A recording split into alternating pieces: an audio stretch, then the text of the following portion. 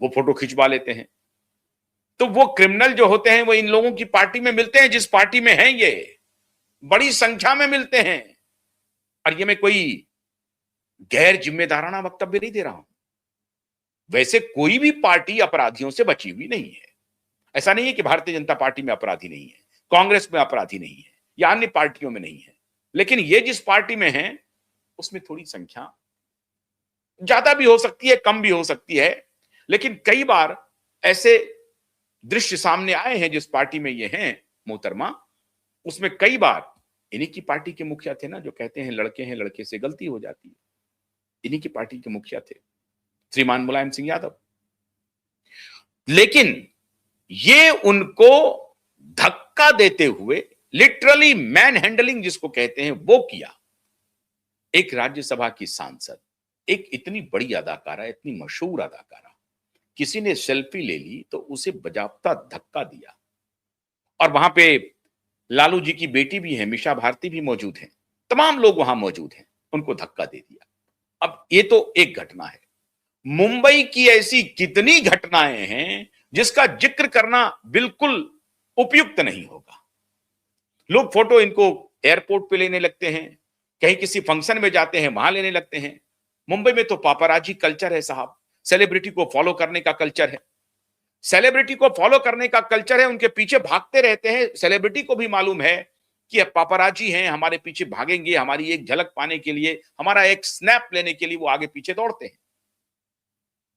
तो ये परंपरा है, कोई खास बात नहीं है, पूरी दुनिया में है पापाराजी। उसके ऊपर ये सत्तू लेकर के अटैक कर देती है। तुम्हारी औकात कैसे हुई, तुम्हारी औकात कैसे है? मतलब एक बेचारे जिनकी कोई औकात नहीं है, उनको ये बताने की कोशिश करती है कि तुम्हारी औकात कैसी है, कैसे हुई हमारी तस्वीर लेने की। ये है इनकी शख्सियत। और मैं बार बार कह रहा हूं कि श्रीमान अमिताभ बच्चन भी जो विनम्र हैं, उनकी विनम्रता की भी एक सीमा है।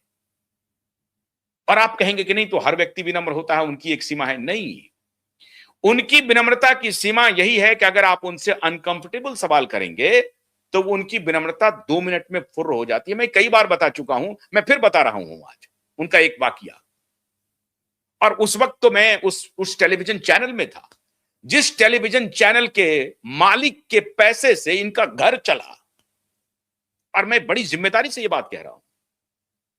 वो चैनल हुआ करता था सहारा समय, उसके मालिक थे सुब्रत रॉय सहारा।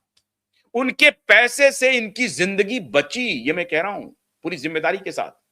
और मैं स्वयं उस प्रेस कॉन्फ्रेंस में मौजूद था। मैं स्वयं जिस प्रेस कॉन्फ्रेंस में पहली बार 9 करोड़ का चेक अमर सिंह ने इन्हें हैंडओवर किया, इनके श्रीमान पतिदेव जी को, अमिताभ बच्चन जी को। लेकिन फिर एक दौर ऐसा आया जो उसी सुब्रत रॉय के सहारा चैनल के माइक को श्रीमान अमिताभ बच्चन ने लेकर के फेंक दिया। यह है श्रीमान अमिताभ बच्चन जी। खैर, सुब्रत राय से वो मिले नहीं मिले, बीच में उनकी स्थिति थोड़ी खराब हुई। अमर सिंह से बड़ी अच्छी दोस्ती थी। अमर सिंह जाते जाते श्रीमान अमिताभ बच्चन के बारे में क्या कह गए ये पूरी दुनिया जानती है, बताने की जरूरत नहीं है। श्रीमान अमिताभ बच्चन राजीव गांधी के बोसम दोस्त थे। इंदिरा गांधी के सिफारिश पर, सुन लीजिए कहानी साहब, इंदिरा गांधी की पहली सिफारिश थी नरगिस को कि जरा ये हमारे मित्र के बेटे हैं अमिताभ, इनको कहीं ऑडिशन करवाइए। और नरगिस की सिफारिश के बाद भी पहला ऑडिशन इनका फेल हो गया और प्रोड्यूसर ने लेने से मना कर दिया। मैं ये नहीं कह रहा हूं कि अमिताभ बच्चन इससे कमतर कलाकार हो गए। अमिताभ बच्चन है। कलाकार के बतौर अमिताभ बच्चन का कोई सानी नहीं है। अमिताभ बच्चन की जितनी तारीफ की जाए उतनी कम है बतौर अमिताभ बच्चन। बतौर कलाकार अमिताभ बच्चन की जितनी भी तारीफ की जाए कम है।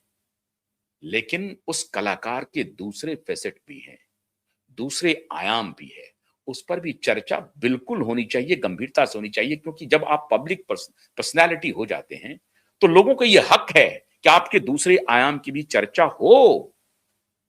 तो ये हैं इनके पतिदेव, जिनको आप कहते हैं कि बड़े विनम्र हैं, बड़े सुशील हैं, हरिवंश राय जी के सुपुत्र हैं। बात ठीक है, लेकिन इनका जो सुशीलपन है, इनकी जो सादगी है, इनकी जो विनम्रता है, इनकी जो सहिष्णुता है, इनकी विनम्रता वहां फुर्र हो जाती है जैसे ही आप अनकंफर्टेबल सवाल पूछेंगे। और वो वाकया पता नहीं श्रीमान अमिताभ बच्चन को याद हो ना हो, लेकिन मेरी आंखों से, स्वयं मेरी आंखों से गुजरा है जब इन्होंने मुंबई में सहारा समय के माइक को लेके फेंक दिया था। ये उसी चैनल का माइक था जिसके मालिक के पैसे से इनकी जिंदगी दोबारा पटरी पर आई। ये दिवालिया हो गए थे। एबीसीएल कॉर्पोरेशन इनकी कंपनी थी, प्राइवेट लिमिटेड एबीसीएल, और वो दिवालिया हो गए थे। और मैं व्यक्तिगत रूप से कह रहा हूं कि वो दौर मुझे याद है जब ये कौन बनेगा करोड़पति के प्रोड्यूसर सहारा समय चैनल के फ्लोर पर घूम रहे थे और पहली बार कौन बनेगा करोड़पति सहारा समय में ब्रॉडकास्ट होने वाला था। लेकिन बात नहीं बनी, वो स्टार न्यूज पर चला गया और फिर वो स्टार न्यूज पे गया और अमिताभ बच्चन को लिया गया और वहां से उनकी जिंदगी दोबारा पटरी पर आई। वरना ये नेपथ्य में चले गए थे, पर्दे के पीछे चले गए थे। वो भी एक कालखंड था जिसमें आर्थिक संकट से जूझ रहे थे अमिताभ बच्चन। खैर, अमिताभ बच्चन एक वॉरियर के रूप में आए, उन्होंने अपनी आर्थिक संकट को दूर किया, अपने बल पर दूर किया, इसमें कोई शक नहीं है। अपनी अदाकारी से दूर किया, अपनी मेहनत से दूर किया, अपनी काबिलियत से दूर किया, इसमें भी कोई शक नहीं है। लेकिन जिसने बुरे वक्त में इनका साथ दिया, उनके प्रति इनकी लॉयल्टी क्या रही, इन्होंने पूरी दुनिया ने देखा है। तो इस पक्ष को भी भूलना नहीं चाहिए। अब जो श्रीमती जया बच्चन जी हैं, श्रीमती जया बच्चन का आज कल का मैं वीडियो आपको दिखाना चाहता हूं। ये कभी सुधर नहीं सकती, सुधर नहीं सकती।